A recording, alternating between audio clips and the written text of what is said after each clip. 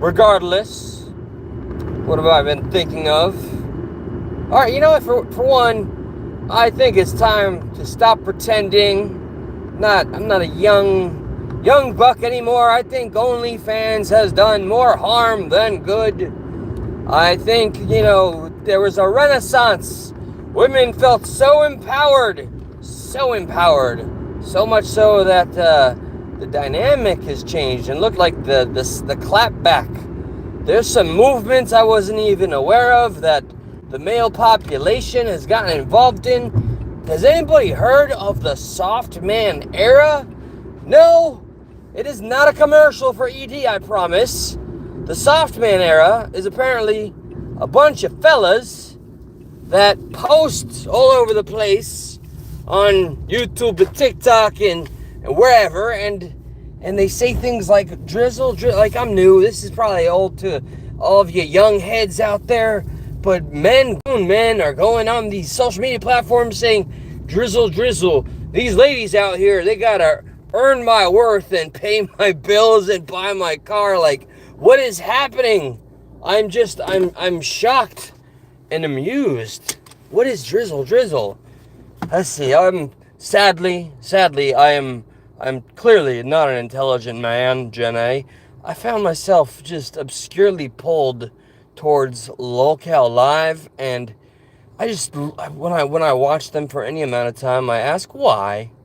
Why do people just throw their money at them? People that are literally like struggling, making mortgage payments, they just throw their money at them. It's insane. There is a sickness. There is clearly a sickness. Like, this is old hat, old news, dead horse. But there is some kind of sickness. What is it that compels a human being that watches a show like Locale Live that makes them want to throw all of their possessions and money at them and wants to be a part of this community of two 500-pound men and a gnome that's like known for ripping people off and scamming them? I don't know. Look, I went live. I had some ideas at first, but I'm definitely gonna cut this one short because the next live I got a video I gotta share, and I'm gonna out a channel that I was a part of because it's time. It's high time. Yo, Twisted Tay. Well, there you come to save the day. I was making some comments before I do the video thing regarding how, yes, I feel OnlyFans, I think, it had its renaissance. It made women feel empowered, and it's grandiose, and I became the villain, Twisted. I went on TikTok, of all places. I said, I think OnlyFans has done more harm than good at this point. There's a woman that I have run through. I think I saw her on YouTube channels. I've never bought an OnlyFans. I'll put my hand on the Bible, not that I put much merit into it. My soul, my parents' lives, never bought an OnlyFans. But this woman, she has a PhD. She was working towards her PhD. And she decided, after doing the numbers, she started doing OnlyFans as a little side hustle. And she looked at what she would be making if she was like a complete... Oh, Twisted, you shut it down, bro. Come on, man. I heard Crack Squad was all over that shit. So, all right. So the homegirl, beautiful woman, absolutely.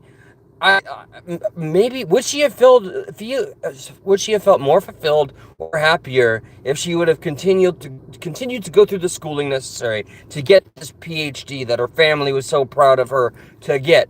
Because you know what she ended up doing? Making $1 million, $1 million in a year. You know what you have to do with a PhD in her field? You make $150,000 a year. I think. I mean, I'm going off of pure recollection here. I watched her just break it down. So, I mean, it's the conundrum there is, how can you hate on any woman that sees that and is able to just find their independence? But the women involved need to understand that there are men out there who, when we're looking for relationships, we're not going to be into that. And there's podcasts that are like birthed from that very conflict. Just me, I remember when I was still calling myself a progressive and rooting for Bernie Sanders, I was always preaching, it's the women's choice, always, like, default. Josh would tell me I wasn't even sharing an actual opinion, because I was just saying and that's what I think when it comes to something way more controversial, like a la Roe v. Wade. But yeah, OnlyFans, I don't know. So as a result, I don't know, Twisted Brother, have you seen, happy birthday, like, why would you want some random person ranting on OnlyFans to say happy birthday to anybody? But, yeah, alright, anyway. Yeah, I'm gonna keep on keeping on. It's okay, yeah, Chinese, it's always a good sign the Chinese are reaching out to you. Oh, on TikTok, I stumbled upon, to me, it's a sweatshop. They have these places where you can hear in the background, like, it's not a normal place, but they had, like, 6 young women caked up in makeup, trying to be all bashful and giggling. They looked robotic. I don't mean to say that they were literally robotic, but they're just giggling and they're holding up signs and communicating. This is also happening in the United States. People have walked away. I don't blame anybody from walking away from the 9-to-5 grind. I don't. I've been doing something akin to that for, let's see, I'm 40, and I've worked since I was 12. So that's a lot of work, and the longest I've been unemployed is 8 months. Can't blame a soul for walking away from that. And more power to anybody that is able to find something like this, podcasting or whatever, and has a passion in it and makes their bread. But that leads me to, like Elephant Graveyard made a very thorough, very deep video, and I hope everybody checks it out. I hope this becomes one of the most viral videos that YouTube has put out. It's very, very critical of people like Joe Rogan. Agree with me or not on this. We all enjoy a good Joe Rogan clip or interview, whatever the case.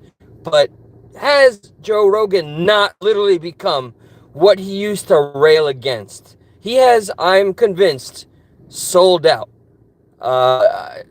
There's a part of me that wants to even start defending him. But once you watch this, you see the moment he got the idea from Tom Green. He went on Tom Green's show. Tom Green was the first one to do the podcast and have a live show, not beholden to any networks or advertisers. And Joe Rogan in that same episode was like, this is brilliant. This is brilliant. And then in the same breath, he's like, oh, imagine what you could do if you got some of the money involved. So like he shoots himself in the foot in that very, very moment in that episode where he visits Tom Green's whole setup. And so he's bastardized this thing that was once free, and people with real talent. Like, I like Joe Rogan's style in some areas, but there are certain places, like now he feels like he is the arbiter of what's funny and what's correct, and he's never held accountable. He totally owned when, the ivermectin thing happened, and they did the yellow filter to make him look sicker. Like, he is, that's the way it goes when you get involved in becoming a public figure in any shape or form, or get involved in the mass media. Podcasting has become the media. So the actual mainstream media, we're watching it, having its death rattle, and podcasting has become the massive money maker. How many ads pop up in a single video just so you can see the YouTuber you're watching do an ad read? Like, there's no soul anymore in this whole journey that we all thought we were having. It's gone. We killed it. We watched it with every thumbs up, with every subscribe, and every hour that we've given to watch somebody that we're passionate about. We are 100% guilty of allowing the place that we could have gone and kept for ourselves if we would have just kept our greed and self-interest out of it when it comes to any monetary gain. We could have had something powerful, man. We could have had a voice to be reckoned with. And now it's all beholden to somebody. Somebody's going to kiss somebody's ass. And there's going to be, like, when it comes to certain podcasters, their asses will always be kissed and no one will ever be called out. And that's what Joe Rogan has. I don't know if you're familiar with any of the other channels out there that follow podcasts and they're very critical of them. Like Too Lazy to Try is one of them. Comedy Enforcement, Podcast Cringe. These guys, they follow what they call Joe Rogan's 250 comedian podcast assassins, because he is in this position where all he has to do is let somebody guest up, and as a result, people suck his ass just to get a spot on his show. And now in real time, we're watching an industry plant totally suck Rogan off. He went on Rogan's show and he sung him a song with his ukulele, okay? And it was serious. It wasn't a joke. It wasn't a joke. It wasn't a troll. He was literally singing about how Joe Rogan was the man's man. So, he's lost 3 million viewers, by the way. That's serious. So I hope that tells me, oh, hold on, excuse me, something got my attention. Yes, they did try to cancel Joe, by the way. They did. And look how bad it backfired. He is pretty much, he is an arbiter of saying, where to go and who says what and what's worthy. I mean, it's amazing how at the drop of a hat and a whisper and a phone call, he can make someone famous. But that being said, it could mail 1.8 million. I'm glad. Hey, Mishka. Mwah. Good to see ya. It could mail got what he really and truly deserved.